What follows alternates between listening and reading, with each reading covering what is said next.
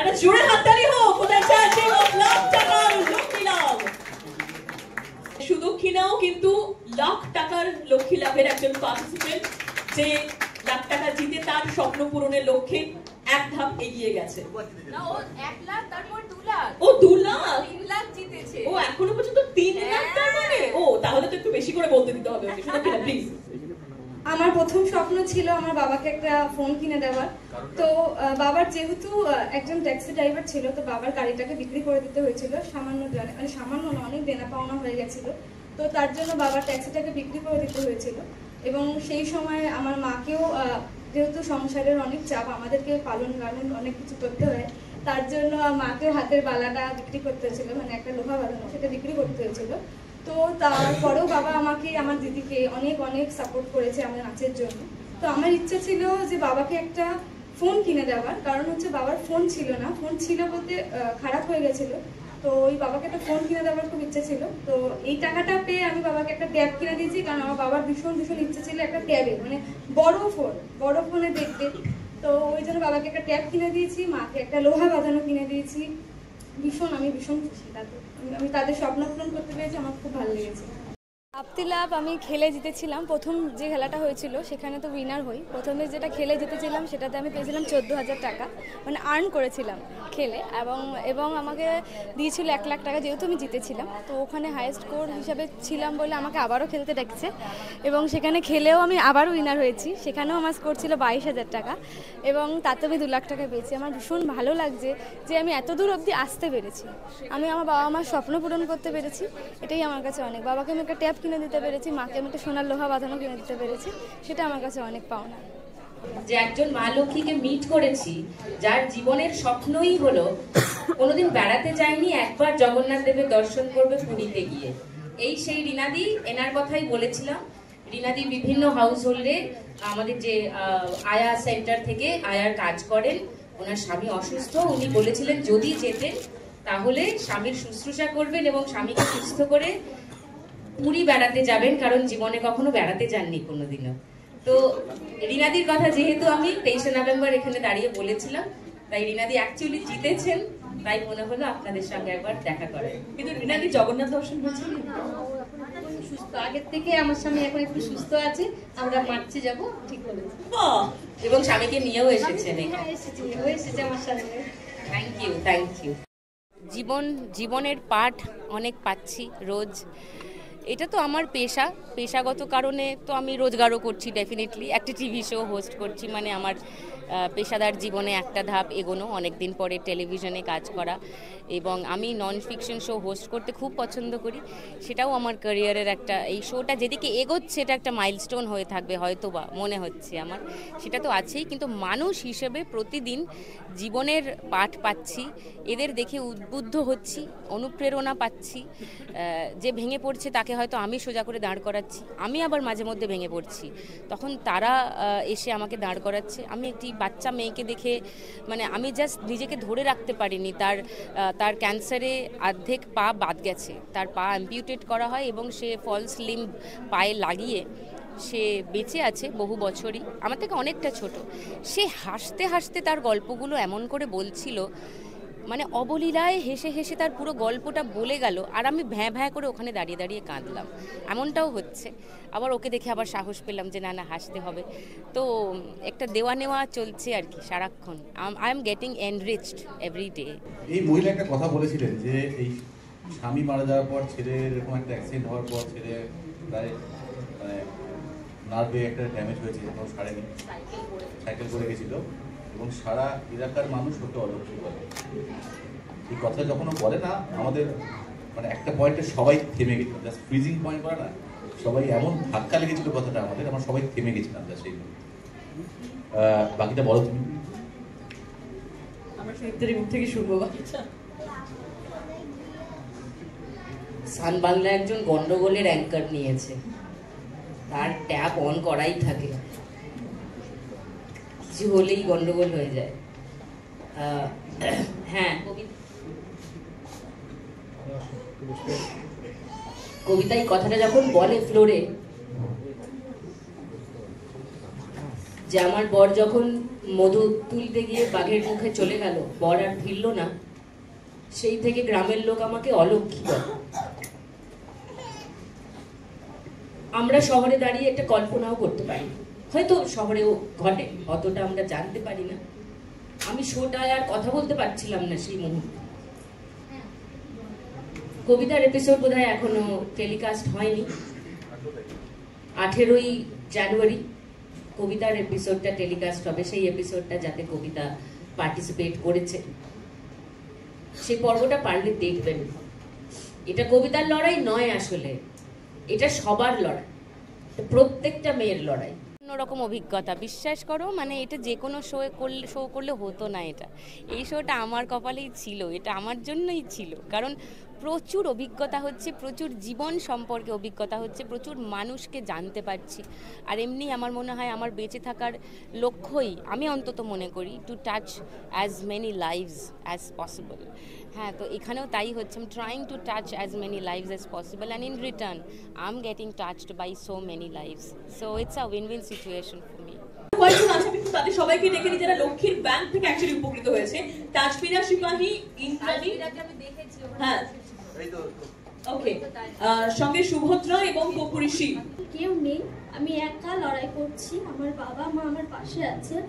ও যখন পড়ে গেল, প্যারালাইসিস হয়ে গেল, তখন বললো ঠিক হবে না, তার জন্য আমার হাজব্যান্ডকে ওরা কেউ দেখেনি।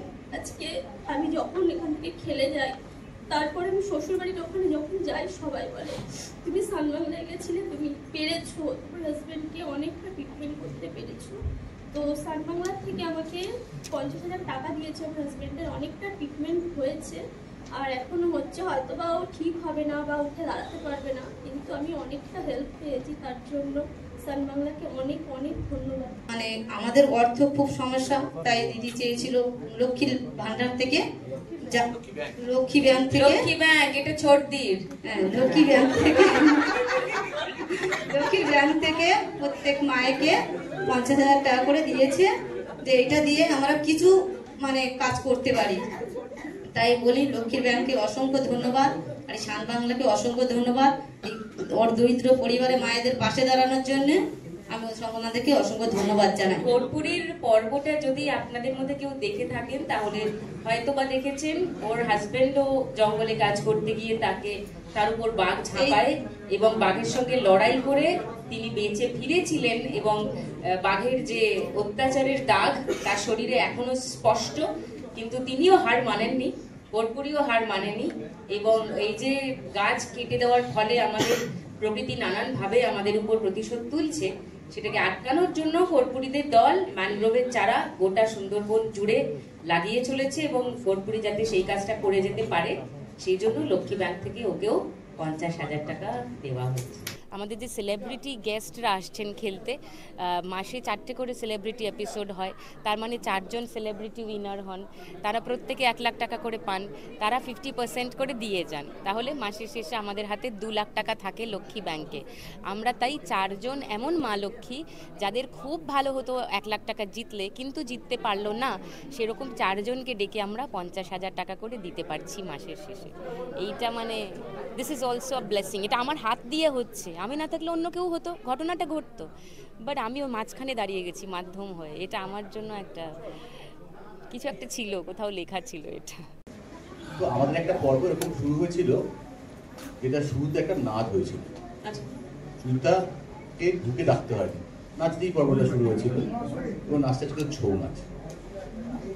ছৌ নাচটা হচ্ছে, তখন দেখলাম আমার অ্যাঙ্কার পুরো চুপ হয়ে গেল, সাইলেন্ট। আমি তো চোখ মুখ আমি ক্যামেরায় দেখতে পাচ্ছি মুখটা, আমি কিছু একটা গন্ডগোল, কিছু একটা কেস, কি কেস জানতে হবে আমাকে। তারপর আমি জানলাম যে ছৌ নাচটা নাচলো ওই প্ল্যাটফর্মে, তাকে নিয়ে একটা ছবির গল্প ভেবে রেখেছে, ছবি চিত্রনাট্য এগিয়ে গেছে, এবং কেন তাকে নিয়ে ভেবেছে, কেন তাকে নিয়ে এই গল্পটা তৈরি করার চেষ্টা করেছে, বিভৎস একটা সংগ্রামের গল্প, একটা লড়াইয়ের গল্প, এবং তাকে সামনে থেকে দেখছে, তার সঙ্গে এতদিন তাকে নিয়ে কাজ করে হয়েছে, হঠাৎ তাকে সামনে দেখতে পেয়েছে, পুরো শখ আর একদম মানে তার বমকে গেছে দেখে, তাই বুঝতে পারলাম যে কাটতে হবে আমাকে। আমি জিজ্ঞেস করলাম কি হয়েছে, তখন এই কথাগুলো জানলাম, যারা আপনারা টেলিভিশনে এটা দেখতে পারেনি পর্ব। তো তো সেই পর্বে যে মা লক্ষ্মী এসেছিলেন, একটা অসম্ভব স্বপ্নপূরণের লড়াই তার জীবনে আছে, এবং তিনি এই যারা একটু এসে দাঁড়িয়েছিলেন তাদের মধ্যে দাঁড়াতে পারেননি, কারণ তিনি একটা দূরে থাকেন বলে এখনো দূরেই ছিলেন। তাকে একবার ডেকে নিই, সুনিতা মাহাতোর জন্য জোরে হাততালি হোক।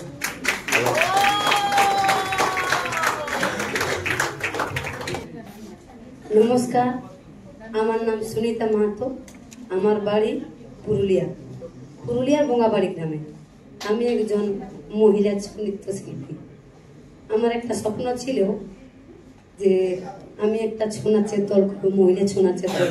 কিন্তু পাড়া প্রতিবেশীদের কাছ থেকে নানান ধরনের কথা শুনতে হয় যে এদের হয়তো নাচ করছে, এদের বিয়ে হবে না।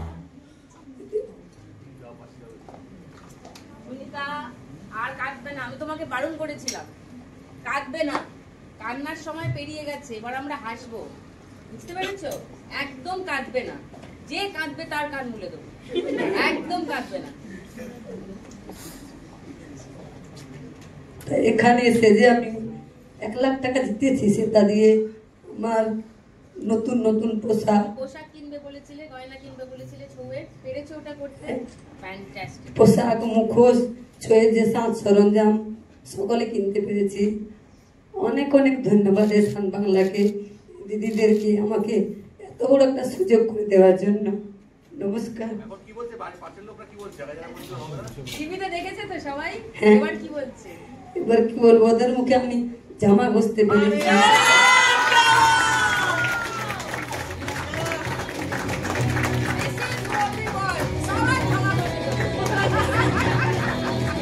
শুভঙ্কর অ্যাকচুয়ালি আমার আরেকটা প্রেস মিটের খরচা বাঁচিয়ে দিল, কারণ এটা এখনো আমার মনের মধ্যে লালিত একটা স্বপ্ন যে কোনোদিন আমি এইটা নিয়ে একটা সিনেমা বানাতে চাই। আমি সত্যি হঠাৎ করে ওকে সামনে দেখে একদম চমকে গেছিলাম, কারণ বহুদিন ধরে আমি ভাবছি যে এইটা নিয়ে আমি যদি কখনো সিনেমা পরিচালনা করি, এই গল্প দিয়ে শুরু করব পরিচালনা করা। আজকের এই প্রেস মিটের পর হয়তো সামনের বছর দেখবো এটা নিয়ে ছবিটা বানানো হয়ে গেল, তখন আপনারা জানবেন যে আমি আগে ভেবেছিলাম। এইটুকুই, আর বাকি কি করতে পারি আমি। কিন্তু সুনিতার যা স্ট্রাগল, সুনিতার যা লড়াই, সেটা মানে আমরা এখানে বসে কল্পনাও করতে পারি। যাই হোক, তোমার মহিলা ছৌ শিল্পীদের দলের জন্য ও বলেছিল 1 লাখ টাকা জিতলে তাদের জন্য পোশাক কিনবে, মুখোশ কিনবে, সব মিলে প্রায় 15-20 হাজার টাকা খরচা। 6 জনের দল, তাতেই প্রায় 90-95 হাজার টাকা খরচা। হ্যাঁ, 12 জনের। তো সবার পেরেছো কিনতে, মুখোশ কিনতে পেরেছো, অপূর্ব। তো বুঝতে পারছেন তো যে স্বপ্ন আর শুধু স্বপ্ন নেই, বহু মা লক্ষ্মীর স্বপ্ন অ্যাকচুয়ালি সার্থক হচ্ছে। I am so proud of you Sunita, so proud of you. তোমার জন্য খুব গর্ব আমার, সত্যি বলছি। বসো। আরে এটা শুভঙ্কর বলে দিল বলে, এটা আমার মোটেই এখন অ্যানাউন্স করার মতো কোনো জায়গায় নেই। বহু বছর ধরেই আমার মনে লালিত এই আইডিয়াটা, এবং অনেকটা লেখা টেখাও হয়ে গিয়েছিল। তারপরেই আমার academy, casting company, TV show এইসব করে টোরে, বাচ্চা মানুষ বড় করা এইসব করে টোরে সেইটা একটু ব্যাকসিট নিয়ে নিয়েছে। তাই সুনিতা মাহাতোকে দেখে আমি ছিটকে গেছিলাম, because she was there in my mind when I was writing the script and the story. So হবে নিশ্চয়ই, তোমাদের উইশেস থাকলে হয়ে যাবে। সুনিতা যে মহিলা ছৌ ডান্সার, তো যে মহিলা প্রথম, ছৌ তো পুরুষদের রাজত্ব, পুরুষদের পৃথিবী, সেখানে যে মহিলা প্রথম পা রাখলেন, সেই মহিলাকে নিয়েই গল্পটা। মানে কি বলবো, এতটা আনন্দ হচ্ছে যে আমি এইখানে আমার নিজের যে ছৌ টিম, সেই টিমের নাচকে আমি ওই দিদি সিনেমাতে তুলে ধরবো, এটা আমার কাছে মানে কি বলবো, স্বপ্নেও ভাবতে পারি নাই। এটা আমার অনেক আনন্দ, এতটা আনন্দ লাগছে যে আনন্দটা রাখার জায়গা নাই।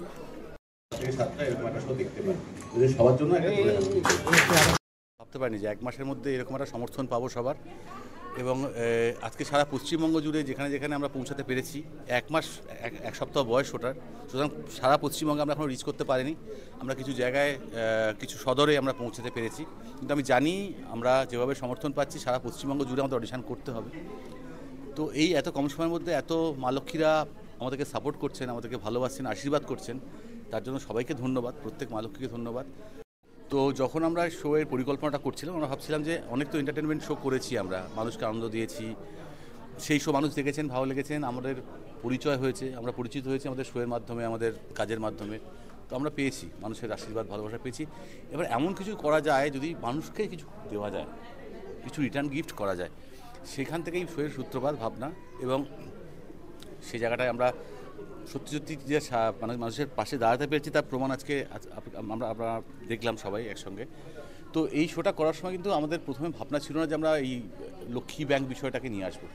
এই শোটা চলতে চলতেই সময়ের দাবি মেনে, এবং যখন আমরা দেখলাম যে মা লক্ষ্মীরা খেলতেছে যে এত প্রত্যেকের নিট, মানে এইটার জন্য আটকে আছেন, এইটুকুর জন্য একটা মা লক্ষ্মী আটকে আছেন, তো সেখান থেকে ভাবনা এলো যে আমরা লক্ষ্মী ব্যাংক তৈরি করব। সেখানে যারা পারলেন না একটা পর্বের চ্যাম্পিয়ন হতে বা একটা পর্বে জয়ী হয়ে 1 লাখ টাকা নিয়ে যেতে, যারা পারলেন না তাদের জন্যও কিছু দেওয়া যায়। কারণ হয়তো সবাইকে পারিনি আমরা, কিন্তু সত্যি যাদের খুব নিড, এই যেমন ফার্স্ট যে মাসে খেললাম আমরা, সেখানে এই তাজমিরা সিপাই এসেছিলেন, তার বাচ্চার থ্যালাসেমিয়া, ব্লাড চেঞ্জ করতে হয়, কত খরচ, কোথা থেকে পাবেন উনি।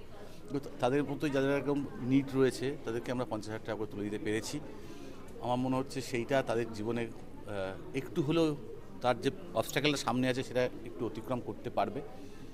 তো সেইটা করতে পেরে সত্যি আমরা পুরো টিম খুব হ্যাপি, খুব খুশি আমরা যে আমরা এরকম একটা কাজ করতে পারছি, যেখানে প্রত্যেকটা পশ্চিমবঙ্গের মা লক্ষ্মী যারা আসছেন খেলতে প্রত্যেকে উপকৃত হচ্ছেন, ভালোবাসছেন, আমাদেরকে আশীর্বাদ করছেন। আমি আশা করবো আগামী দিনেও আপনারা এরকম আশীর্বাদ ভালোবাসা করবেন এবং আমরা সারা পশ্চিমবঙ্গে মা লক্ষ্মীদের কাছে পৌঁছাতে পারবো। বলতে ওই যে বলে আমার একটা স্বপ্ন ছিল যে আমার যে ছৌটি মেয়ের সাজ সরঞ্জাম সেগুলোর অনেক দাম, সেগুলো কেনার ক্ষমতা নাই আমাদের, সাধারণ পরিবার, গ্রামের মেয়ে তো অতটা কেনা সম্ভব নয়। তো এই যে 1 লাখ টাকা পেয়েছি, সেটা দিয়ে আমি আমার নিজের টিমের ছৌয়ের মুখোশ পোশাক কিনতে পেরেছি, এটাই আমার কাছে অনেক পূরণ হয়ে গেছে।